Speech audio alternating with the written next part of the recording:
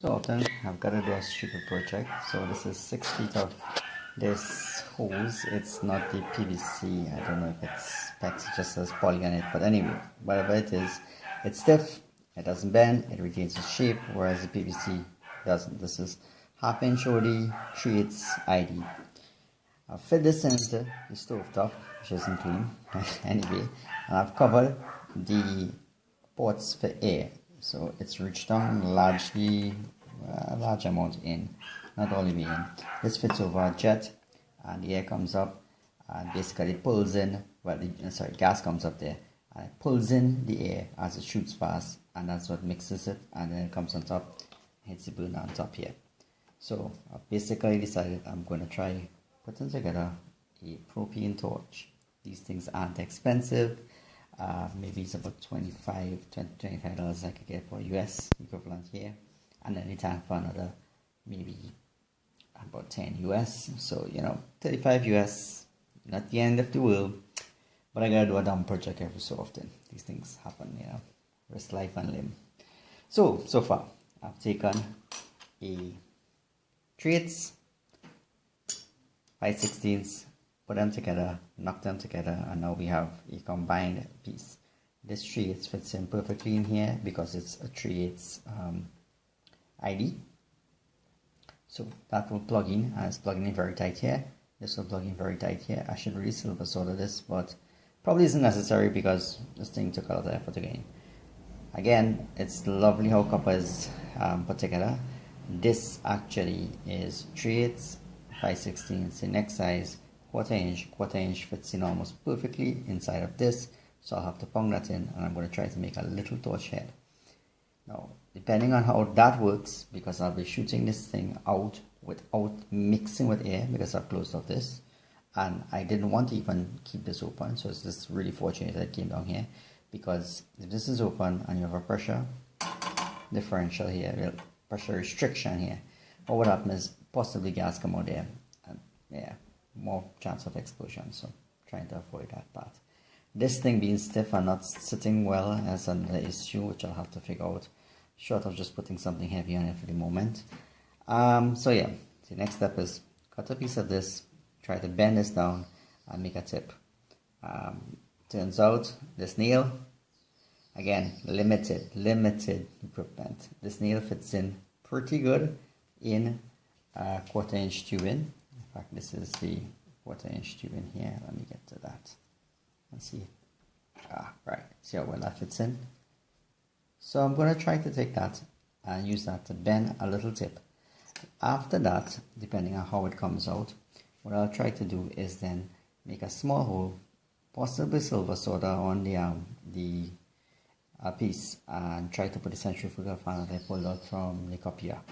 So get some oxygen, air source in, and see if I can increase the temperature of it all. This is the finished item. Hole looks too big, but we'll work on that after and we'll see what the flame looks like. And this is it coming in. I got a few little nicks here and there, but that is basically grip pliers. All I had to use to hold this to kind of pound it in. Didn't go fully in, but if you look at the finish, let me see, this thing will focus this low. It does, I think. Anyway, it's not bad.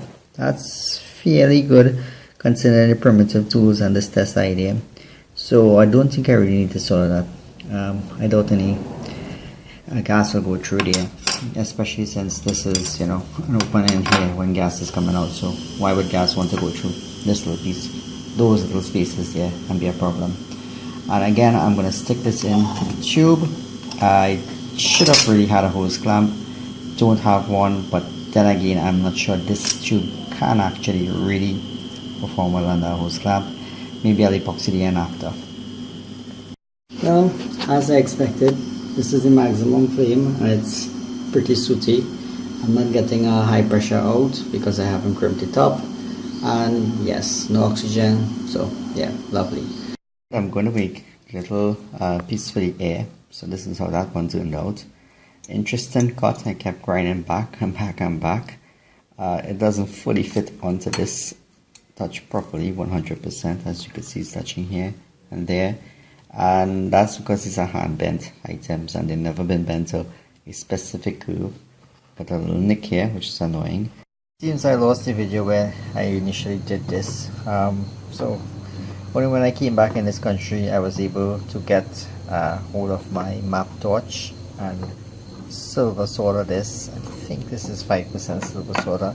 I've taken a little piece of electrical wire, looped it around because these two weren't perfectly touching. Close but not perfectly. And then silver solder. This came out really scrappy, not too amused. It had some dents in the shipping and I just took it and put it on the vise and yeah, nicked it up, and that wasn't good. It was all looking nice before, but this, it's drawing the heat so fast away with the map gas that there's no way I could have gotten that to melt.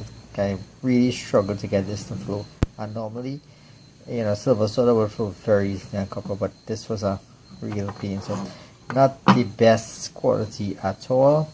Anyway, as it stands right now, this is useless. This was really basically, that was my attempt to use the ordinary propane gas, put air in and see if that works properly instead of using a map torch, because I was on an island where I did not have my map gas. Now that I am back, this is actually completely useless. So it really is just to see how it would have performed, and yeah, that's why it's being tested. This is the plan. This is the time, the first shot where it could potentially be dangerous. We've connected the gas up here, and that's the gas going into the tank. The tank hasn't been connected yet. We have an air hose here, and that's going back on to this little valve here, which I'm going to press. Should probably get rid of all this junk from here. Put the compressor on. This is the most dangerous one. It could possibly go badly if too much oxygen goes in.